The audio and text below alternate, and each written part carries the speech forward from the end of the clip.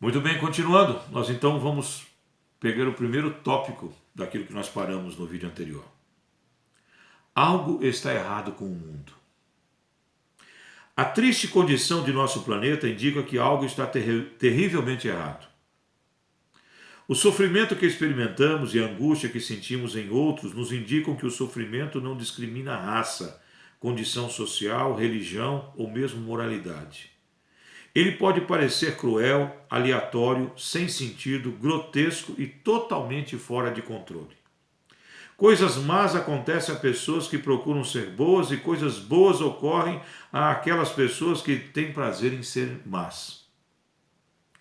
A aparente injustiça afeta profundamente cada um de nós.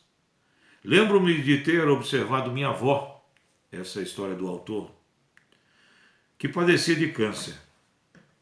Meus avós vieram morar em nossa casa. Minha mãe, sendo enfermeira profissional, cuidou dela durante seus meses finais. Minha mãe lhe dava o sedativo para a dor. O meu avô desejava desesperadamente que ela se curasse. Mas chegou o dia no qual o carro fúnebre levou o corpo frágil e enfraquecido da minha avó. Eu sabia que ela estava no céu, mas mesmo assim, isso doía. Eu odiava e ainda odeio o câncer.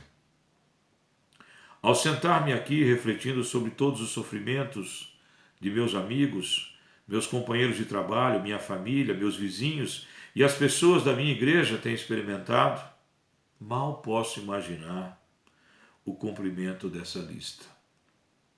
E minha lista está incompleta. Com frequência essas pessoas sofrem tanto, aparentemente, sem culpa alguma. Um acidente, um problema de nascença, uma desordem genética, um aborto involuntário, um pai abusivo, uma dor crônica, um filho rebelde, uma enfermidade grave, uma doença acidental, a morte de um dos cônjuges ou de um filho, um relacionamento rompido, um desastre natural, não parece ser justo. De tempos em tempos sinto-me tentado a deixar-me levar pela frustração. Um outro homem de Deus que coloca aqui uma frase dele, Philip Yancey, diz assim: a Bíblia reconhece que a entrada do sofrimento e maldade nesse mundo é resultado da grande, mas terrível qualidade dos seres humanos: liberdade. Essa é uma verdade que Philip Yancey traz para nós. Continuando aqui na leitura do livreto. Como explicamos isto? Como vivemos com os cruéis fatos da vida sem negar a realidade ou sermos vencidos pelo desespero? Deus não poderia ter criado um mundo onde nada de errado acontece? Ele não poderia ter criado um mundo onde as pessoas jamais tivessem a possibilidade de fazer más escolhas ou ferir outra pessoa? Não poderia ter feito um mundo onde os mosquitos, a erva daninha e o câncer nunca existissem? Ele poderia, mas não o fez. O grande presente da liberdade que ele nos deu, a habilidade de escolher, traz consigo o risco de fazer escolhas erradas.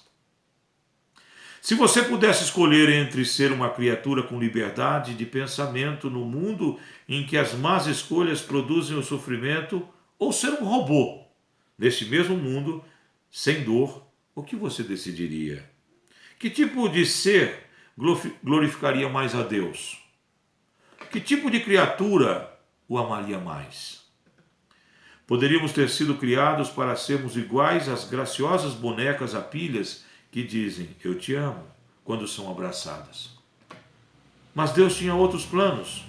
Ele correu o risco de criar genes que poderiam fazer o inconcebível, rebelar-se contra o seu Criador. O que aconteceu no paraíso? A tentação, as más escolhas, as trágicas consequências destruíram a tranquilidade da existência de Adão e Eva. Gênesis capítulo 2 e capítulo 3 nos mostram com detalhes como Satanás provou o amor de Adão e Eva pelo Senhor. E eles falharam. Em termos bíblicos, aquele fracasso se chama pecado. E assim como o vírus da AIDS e da SIDA, e eu completo para os nossos dias de hoje, o Covid-19, infecta um corpo, destrói o seu sistema imunológico e o leva à morte, Assim também, o pecado, ao se espalhar como infecção moral que passa de uma geração para outra. Cada nova geração herda os efeitos do pecado e o desejo de pecar. Em Romanos capítulo 1, do verso 18 até o 32, 5, do 12, o verso 15 e o verso 18 de Romanos, também nos confirmam essa visão bíblica. A entrada do pecado nesse mundo não só teve efeitos devastadores sobre a natureza dos seres humanos, mas trouxe também o juízo imediato e contínuo de Deus. Gênesis 3 relata como a morte física e espiritual tornou-se parte da existência humana.